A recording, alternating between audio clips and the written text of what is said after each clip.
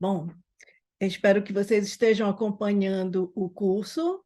Essa aula estava programada para ser a última aula do curso. Aqui nós vamos tentar fazer uma correlação entre o plano de reconstrução e transformação do Brasil, do Partido dos Trabalhadores, e o curso em si, que vocês acompanharam de Clima e Trabalho. Eu sou Estebe Mergui, eu sou principalmente gestora pública, fui gestora municipal, fui gestora do governo federal, e vou procurar apresentar para vocês essas correlações que nós percebemos que existem e que são fortes entre o plano e o curso. Isso é muito importante porque vai permitir que vocês façam uma reflexão adicional daquilo que constou do plano de reconstrução e transformação do Brasil. Primeiro, eu gostaria de chamar a atenção de vocês para quais são os objetivos do plano.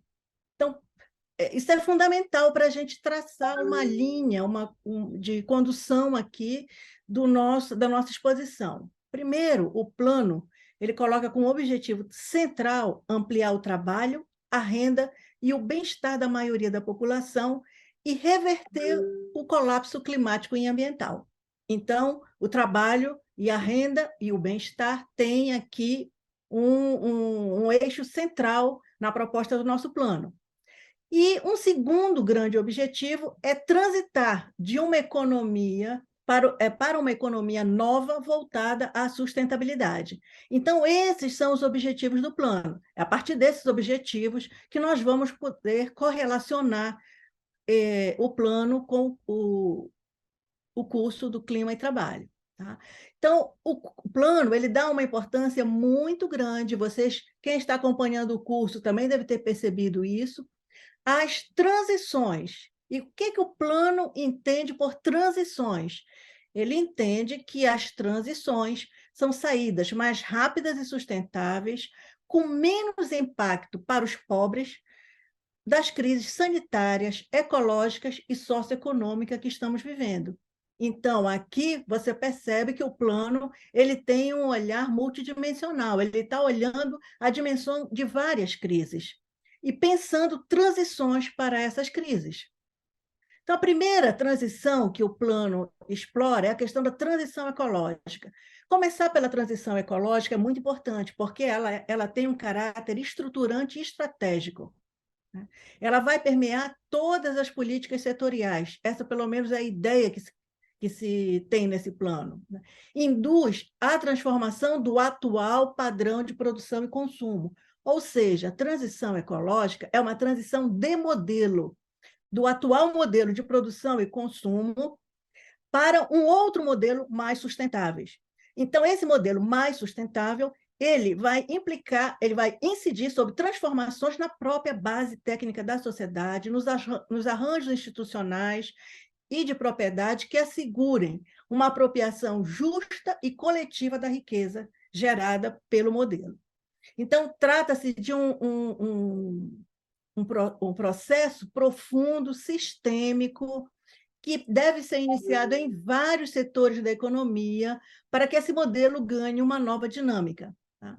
Então, esse novo modelo de sustentabilidade, é claro que ele não pode estar baseado nos fundamentos e dos princípios do atual modelo capitalista, certo? Que organiza a produção e o consumo da nossa sociedade. Porque esse modelo já se mostrou inviável. Esse modelo levou a uma perversa concentração de renda, por exemplo, só para dar um dos exemplos dos danos ambientais e sociais que esse modelo provoca. 1% da população global hoje detém a mesma riqueza dos 99% restantes. Então, essa realidade é incompatível com qualquer modelo de sustentabilidade. Então, isso já demarca um campo do que nós queremos, certo? A transição ecológica também, nos marcos do capitalismo, ela tem sido traduzida como uma ideia de economia verde, tá? Que vem desde a década de 70, um suposto compromisso do sistema capitalista, das empresas, das grandes empresas, né, das grandes traders, com uma economia verde. Mas qual é a realidade hoje? Ora, se isso acontece desde a década de 70, são cerca de mais de 50 anos, em que supostamente o sistema está fazendo um esforço, essas empresas capitalistas estão fazendo um esforço para alcançar a sustentabilidade. E, ao longo do tempo, todas essas iniciativas se mostraram absolutamente insuficientes. E vocês viram, ao longo do curso, né, que, muito pelo contrário, o que tem acontecido é que a questão ambiental tem se agravado cada vez mais. Então, esse é um ponto a considerar muitíssimo importante. Nós não estamos falando de uma questão que ela é recente, muito pelo contrário, ela já é bastante conhecida há muito tempo e as iniciativas que têm feito até agora não surtiram os efeitos desejados. Outra questão que a gente tem que abordar é, como a gente viu, o fracasso dessas alternativas baseadas no modelo atual, que acreditam a racionalidade do próprio sistema, né? A possibilidade de superação dessa insustentabilidade, ela fracassou. Então, o que fica? Fica o seguinte: não é possível você resolver o problema da emergência climática dentro dos próprios parâmetros do sistema capitalista, usando as suas tecnologias, usando os seus sistemas de distribuição de riqueza, que nós já vimos que são inviáveis. Então, os padrões, os fundamentos desse sistema, eles não são capazes de construir alternativas às emergências climáticas. E o que se propõe? Quais são as outras transições, né, que não passam por essa ideia de economia verde fundada nos próprios parâmetros do atual sistema? Uma dessas transições, da mais importante, construída pelos trabalhadores ao longo do tempo, tem sido a transição justa. Então, desde a década de 70, que os trabalhadores estão insistindo e organizando suas lutas para que a transição de uma economia hoje em situação de emergência climática para uma economia de baixo carbono tenha uma transição justa para os trabalhadores. Garanta a esses trabalhadores os empregos existentes, mesmo que em indústrias poluidoras, se essas indústrias vão ter que transitar para um outro modelo, os trabalhadores não podem perder seus empregos. Eles têm que ser requalificados, eles têm que ter seus direitos garantidos, né? E eles têm que ter o acesso a empregos nesse novo modelo que se quer construir. Então, no processo de transição, deve-se garantir a manutenção e até a ampliação dos direitos fundamentais do trabalho, o diálogo social, a proteção social, a saúde e a segurança dos trabalhadores. Todos os direitos já pactuados nas convenções da OIT, outros instrumentos nacionais e internacionais, devem ser mantidos. Você não deve regredir nos direitos ao trabalho e nos direitos do trabalho, nos processos de transição. Todas essas dimensões trabalhistas, elas têm que ser mantidas. Vocês vão ver na fala do Diego Aze que ele faz um histórico, como o termo transição justa surge nos Estados Unidos, a vitória que os sindicatos tiveram na negociação do Acordo de Paris. Ele vai falar também do eixo central da proposta dos trabalhadores, que é ter o trabalho decente, como eixo estruturante de todas essas propostas de transição. Tá? E também ele vai fazer uma reflexão sobre o que é o trabalho hoje, que é justamente um trabalho que é totalmente diferente do que é o trabalho decente. Ele é um trabalho precarizado, ele é um trabalho informal, ele é um trabalho que usa para burlar a formalidade das relações de trabalho, usa MEIs, usa os PJs, usa os autônomos, né? Então, é exatamente esse tipo de trabalho que hoje está se consolidando no sistema capitalista que nós temos que enfrentar. E nós temos que enfrentar lutando por transições justas. Um outro setor super importante no processo de transição é a agricultura. Vocês devem imaginar por quê. O uso do solo, né, pela agricultura é fundamental para você ter processos de maior ou menor emissões de carbono. A agricultura brasileira, é claro que ela tem que garantir a segurança alimentar, a soberania alimentar dos brasileiros.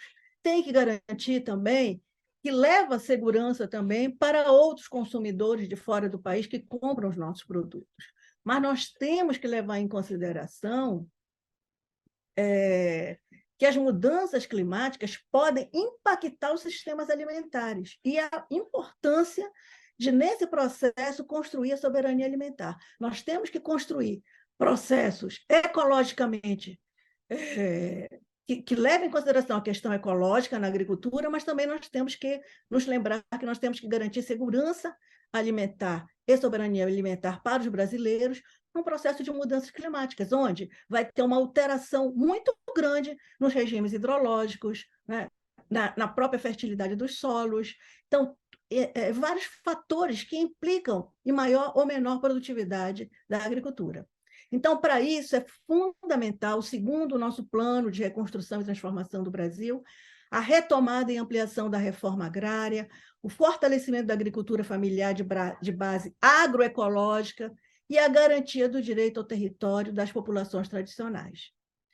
Em relação à pequena produção agrícola, o plano diz que é de imediato todos aqueles que hoje produzem e que estão fora, que são agricultores familiares, que produzem, que estão fora das políticas de agricultura familiar, devem ser incluídos.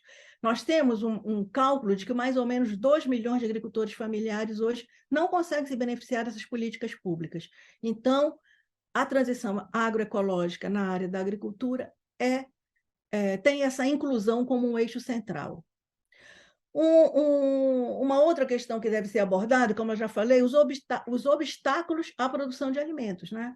Então, o fim da fronteira agropecuária, por exemplo, em direção à Amazônia, é fundamental para que a Amazônia possa efetivamente garantir uma certa estabilidade do clima, pelo menos para o Brasil e para a América do Sul, que são os locais onde mais imediatamente a Amazônia, o clima da Amazônia tem influência. Então, para a preservação da biodiversidade, a biodiversidade é fundamental para a produção de alimentos, a manutenção dos meios de vida dos povos do campo e da floresta e das águas, a provisão de água, a regulação do clima, a fertilização, a formação de solos, dentre outros. Todos são fatores que vão ser, com certeza, atingidos pelas mudanças climáticas e que nós temos que ter políticas públicas para enfrentar essas questões. Vocês vão ver na aula que ela vai fazer uma aula sobre agroecologia e as diversas transições que a agroecologia promove. Tá? A transição do sistema produtivo, mas também não é só a transição do sistema produtivo, a transição para uma gestão democrática, a transição para um processo de promoção do desenvolvimento local, ou seja, grande importância que a agricultura agroecológica tem nesse processo de transição ecológica. A territorialidade dos sistemas agroalimentares.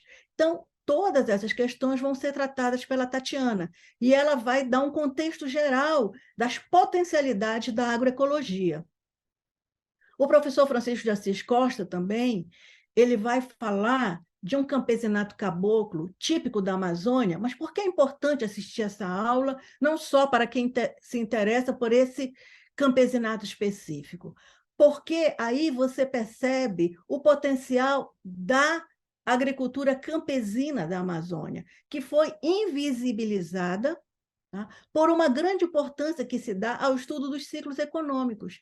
E, na realidade, essa questão dos economistas, né, da pesquisa sobre os ciclos econômicos que aconteceram na Amazônia, mas também em outras regiões do país, elas invisibilizam aquela produção local. E como aquela produção local, aquela produção pequena, campesina, que respeitava, que tem uma cultura própria, que respeita questões climáticas, ambientais, que convive de forma saudável com o ambiente, como ela foi responsável durante séculos por sustentar aquelas regiões, por garantir o alimento naquela região, né? Para as cidades da Amazônia. Durante séculos isso aconteceu. É claro que isso, até hoje, embora com todos os problemas que aconteceram com a fronteira amazônica, que foi invadida, que houve apropriação privada das terras na Amazônia, incentivada pela ditadura militar, apesar de tudo isso, hoje, o que o professor Francisco de Assis mostra? Que as estatísticas mostram que ainda há uma dinâmica muito forte desse campesinato e que a produção dele é bastante significativa. Então, é muito importante acompanhar essas aulas para você ter uma ideia geral de como se pode fazer as políticas públicas, elaborar políticas públicas para a agricultura, visando o enfrentamento à emergência climática. Uma outra questão também importante que o plano trata é a defesa dos territórios e bens comuns, em relação aos povos tradicionais, né, que é indispensável a tomada de ações imediatas em defesa da população indígena. Não à toa agora o presidente Lula anunciou novas demarcações, retomou as demarcações, né? A questão dos quilombolas, dos extrativistas, das comunidades tradicionais, elas são fundamentais, não só porque ela tem uma prática sustentável, como ela tem conhecimento e uma cultura que tem que ser resgatada e que tem que ser valorizada e que nos ajuda muito em modelos sustentáveis de desenvolvimento. Uma outra questão também fundamental é a segurança hídrica. Também o plano dá muita importância para isso. E como é que a segurança hídrica deve ser tratada? Com procedimentos de qualidade, com uso racional do recurso, uma gestão democrática das obras de infraestrutura. Então, nesse sentido, vale assistir às aulas da Dalila Calixto para compreender como as populações mais vulneráveis têm sido atingidas por obras como hidrelétricas ou de exploração mineral em grande escala. Então, é muito importante para garantir essa segurança hídrica e para garantir que os povos, que as populações mais vulneráveis não sejam atingidas por obras que visem garantir essa solução, é fundamental assistir essa aula. As soluções, o que o plano recomenda são as soluções baseadas na natureza, o reconhecimento científico das alterações do ciclo hidrológico provocadas pelo aquecimento global, onde a circulação atmosférica global tem nos oceanos e nas florestas dois componentes importantes.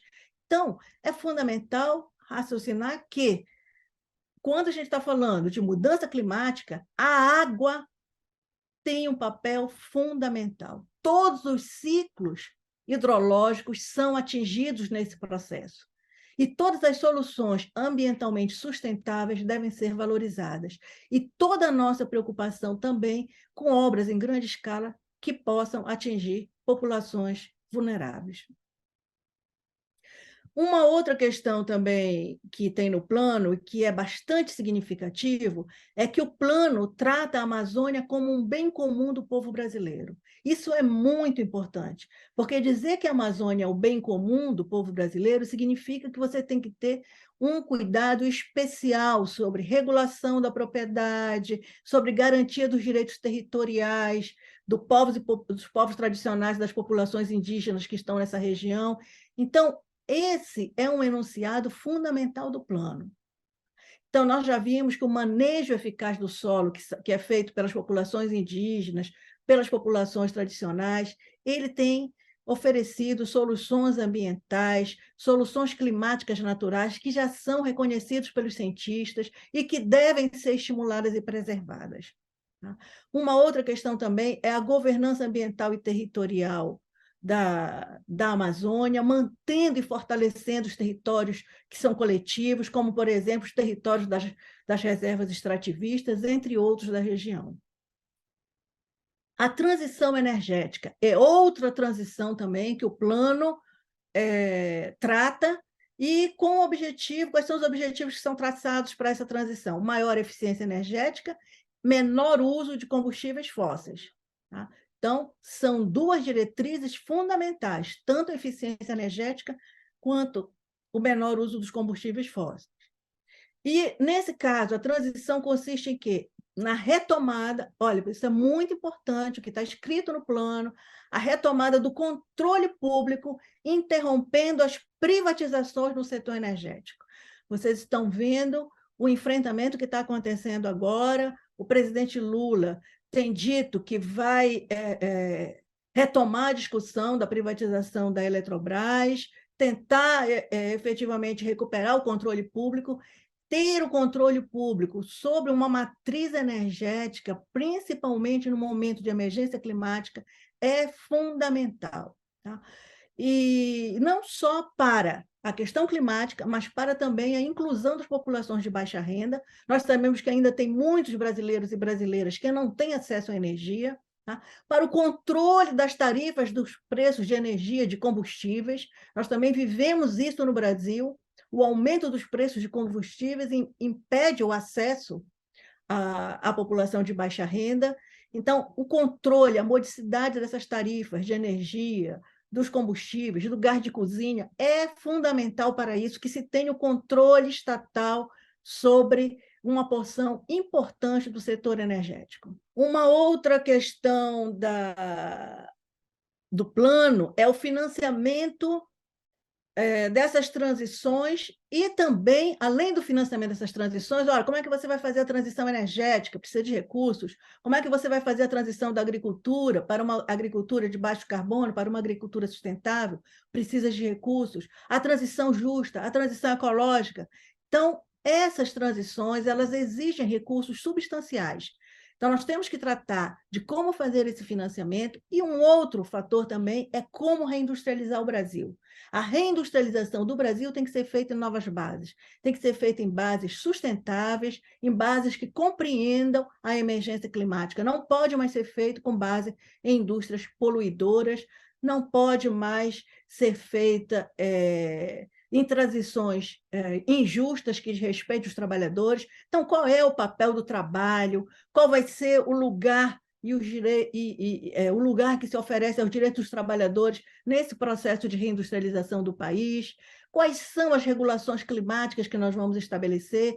Então, isso tudo vocês podem ver e discutir na aula da Camila Grankov. Ela vai falar um pouco sobre isso, e é importante que vocês assistam essa aula para compreender todas as propostas que estão na mesa hoje.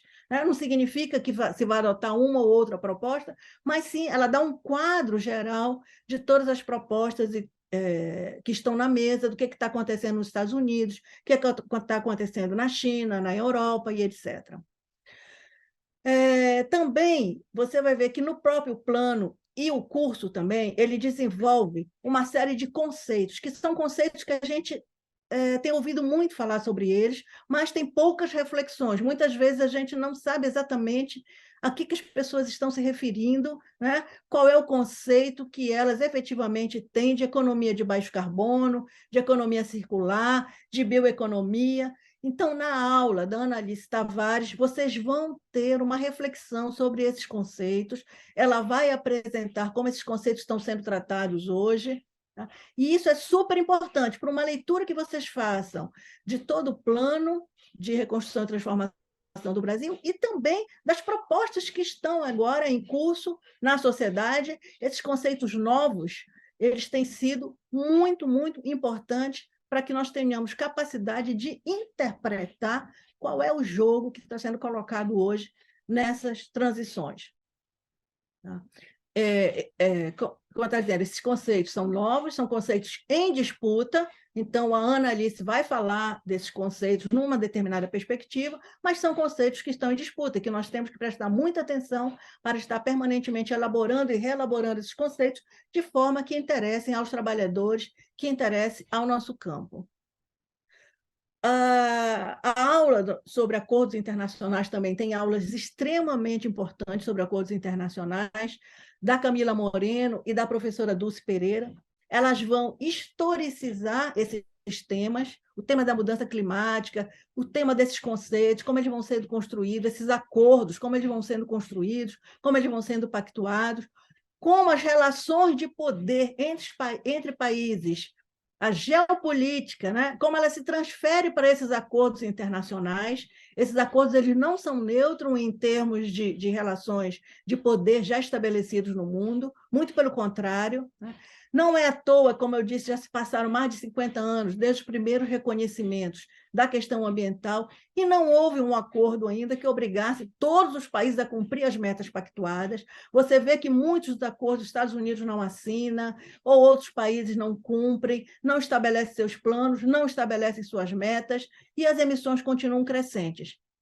Para compreender essas emissões crescentes e a emergência que nós estamos vivendo, né, é fundamental vocês assistirem a primeira aula, que é a aula do professor Luiz Marques. Ele dá um panorama geral, mostrando que hoje é praticamente irreversível atingirmos 1,5 graus Celsius a mais do que o momento da Revolução Industrial.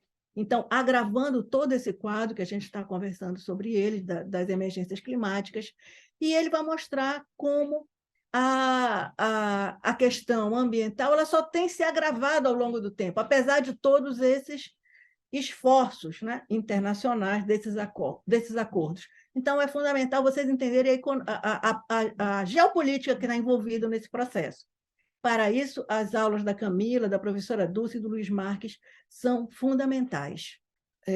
Uma outra questão também que eu gostaria de chamar a atenção para vocês é que a aula da professora Dulce faz uma interessante reflexão sobre também o poder das corporações, como elas se posicionam em relação a esses planos, como a questão da transparência, da democracia, da garantia dos direitos para todos e de outras reivindicações sociais são fundamentais para o avanço das questões ambientais e o enfrentamento das questões climáticas, muitas vezes mais do que esses acordos. Então, a importância da luta cotidiana, da organização dos trabalhadores, da organização da sociedade. Eu acho que era isso também, lembrar que a aula da professora Raimunda Monteiro também faz um histórico das lutas sociais de participação, né, e da institucionalidade nos espaços de poder dessa participação, principalmente no Brasil. É muito importante essa aula, justamente porque eu falei da importância da organização social para o enfrentamento dessas questões climáticas e ambientais. E, enfim, o que eu quero dizer é que há muita aderência entre o que foi apresentado no curso e o Plano de Reconstrução e Transformação do Brasil.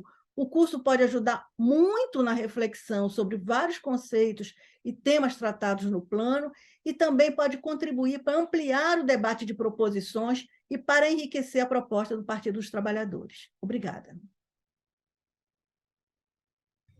Muito bom, adorei. Foram... Querida Mas Esther, passei um pouquinho muito. atrasada, mas cheguei no comecinho, você estava se apresentando.